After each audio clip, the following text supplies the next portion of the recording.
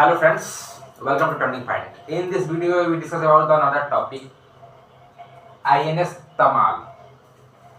भारतीय नेवी में शामिल आखिरी विदेशी आयातित युद्धपोत इसको कहा जा रहा है, क्योंकि अब भारत में जितने भी मेक इन इंडिया इंडिफेंस के तहत जो वारशिप फ्लीट सबमरीन बनने जा रही हैं वो मेड इन इंडिया ही होंगी। इसका भी फायदा है कि ये रूस से आया हुआ है और रूस के कैलिनग्राड जो शिपयार्ड है वहाँ पर ये INS तमाल को बनाया गया। दोस्तों, इसकी कुछ खूबी है जो आपको जानना जरूरी है। इसको जानने से पहले थोड़ी सी मैं आपको बेसिक चीज़ें बताता हूँ, थोड़ा सा हटकर। देखिए, भारत में जब आप पनडुब्बी की बात करते तो क्योंकि तो ये वारशिप है, युद्धपोत है, तो फ्रिगेट है ना, ये INS तमाल फ्रिगेट, जिसको आप युद्धपोत बोलते हो, युद्धपोत,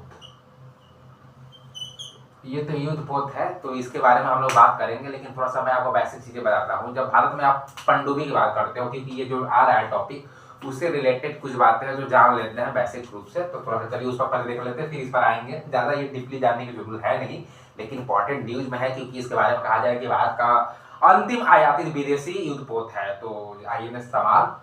तो इसको बारे में तो हम जानेंगे, लेकिन थोड़ा सा बेसिक कुछ चीज़ें जानते हैं। देखिए, भारत में जब आप पनडुब्बी की बात करते हो सर, पनडुब्बी,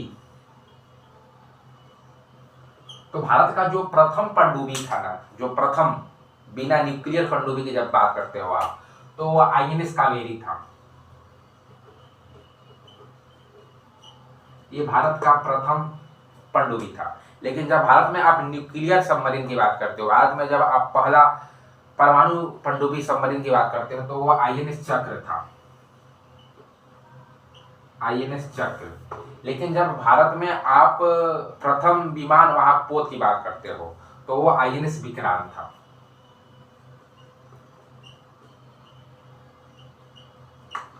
तो ये तीन बेसिक चीजें जो आपको जानना जरूरी था। मैं एक बार फिर बता दूं कि जब भारत में आप पनडुब्बी सबमरीन के सेंस में चीजों में बात करते हो, तो जो प्रथम न्यूक्लियर पनडुब्बी होती है इंडिया में, वो INS चक्र था। INS मतलब होता है इंडियन नेवल शिप। उसके बाद जो प्रथम पनडुब्बी था वो INS कावेरी था, और विमान वाहक पोत था वो INS विक्रांत था।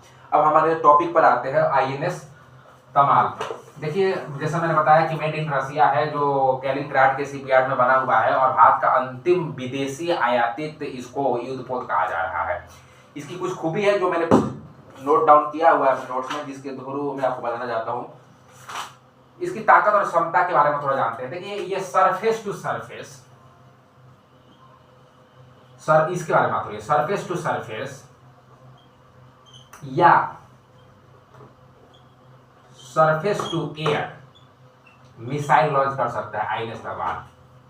सरफेस टू सरफेस और सरफेस टू एयर ये मिसाइल लॉन्च कर सकता है। साथ ही साथ जो INS तमाल है दोस्तों, इसमें तो आपको गन सिस्टम तो लगा ही होगा, सोनार तो लगा ही होगा, और ये वार के समय में वारशिप का काम करने के साथ साथ इसकी जो पेट्रोलिंग डायमेंशन का वर्क है, ध्यान दीजिएगा मैं क्या वर्ड यूज कर रहा हूँ, पेट्रोलिंग डायमेंशन मतलब गश्ती करने का है, वो भी काम ये INS तमाल करने वाला है।